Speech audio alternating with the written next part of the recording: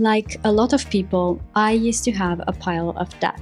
I would try to save some money each month, but it wouldn't take long for shopping to sound like a more fun option. Of course, I tried budgeting techniques, but it never seemed to stick until I found these 7 tiny changes that actually made a difference. 42% of people don't do the last tip that I've got on my list, and it's one that makes a big difference to your monthly income. Since implementing these little tips, we've been able to pay off debt, buy our house last year, and have savings for emergencies and just peace of mind. Stop using credit cards. I'm no financial expert, but this is what has worked for us. We used to have a credit card, and it doesn't take long to realize how quickly all of the expenses on your credit card can add up. Nowadays, I much prefer just using the money that I actually have. So maybe credit cards can give you some advantages, but unless you pay it all off straight away and you don't have any, overdraft or overspending going for the next month, which can be really easy to forget, especially when you've got a busy lifestyle, those interests and fees can really add up, and they can make a small-ish debt kind of snowball into a much bigger one that can seem impossible to get out from. According to my research I did for this, the average credit card debt in the UK for 2024 has been about £2,500, whereas the average for the USA has been about $7,200. So for us, completely ditching credit cards has actually been a really positive change.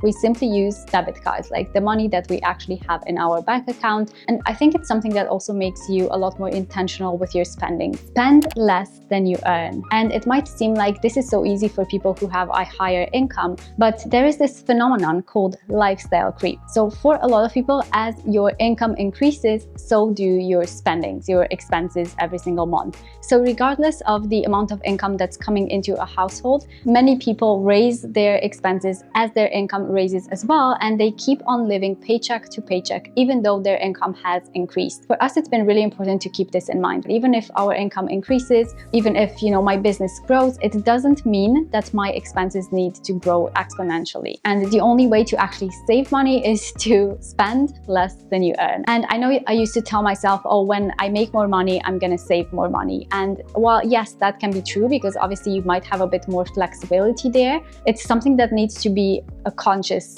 decision, because otherwise our spending can so easily go overboard every single month. Try the 50-30-20 rule or the 80-20 rule. This is a rule that's very popular in the finance world. Out of your monthly income, 50% should go to needs, necessities, things you actually need to pay every month. 30% for wants, so things you want to buy, and then 20% should go into savings. And now I would say the downside of this rule is that it might not apply perfectly like this to everybody. So perhaps you can take this and adjust those percentages to fit more your lifestyle and your current situation. But one thing that's been really helpful for us is to decide, a percentage of our monthly income that we can easily put into savings each month. So we kind of did our own calculations there, and you can automate for that money to go into your savings each month, so you don't even think about it. It's like that money doesn't exist. And the reason why this is helpful is because those savings will start to accumulate. Reduce impulse buying and mindless shopping. I wish I could have told myself this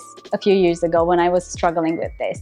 And I know it's easier said than done. For me, the biggest help with this was to give myself a cooling off period. That's why I use a wish list. When I want to buy something, I will kind of wait maybe a few weeks just to kind of give myself some breathing space to see if I actually want and need that item, or if it's just like an impulse buy that I'm going to regret. And instead of doing this kind of mindless shopping, I have instead started to invest a lot more in myself and in my skills. And I've been using a lot Skillshare for this. This part of the video is sponsored by Skillshare, by the way. Skillshare is the largest online learning community that has thousands of classes available on tons of topics like business, creative career, even arts, drawing or piano, and just so much more. One of the main things I love about it is the convenience. Am I sitting on the floor in my toddler's room just waiting for her to go to sleep?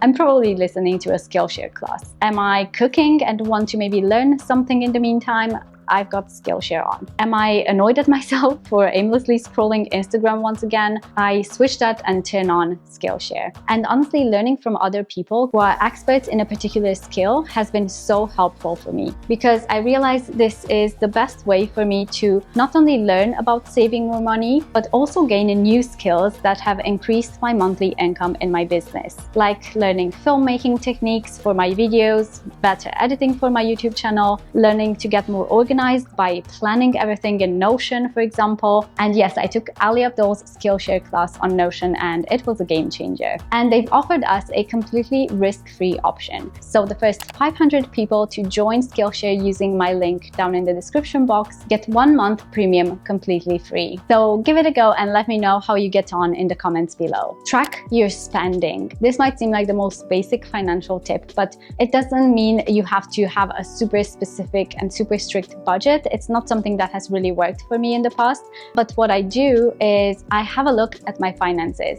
So, once a month or whenever I get a chance, I will have a look through my statements. You can even make a spreadsheet or just kind of keep track of this somehow and see, this month, what have I been spending on? Have I spent a lot on clothes? Have I spent a lot on impulse buys? Maybe on things that weren't actually necessary, on things that I've regretted buying? It's just really helpful to see how much money I've actually spent that month. And I know it can be painful to look at that and kind of see where your money has all gone.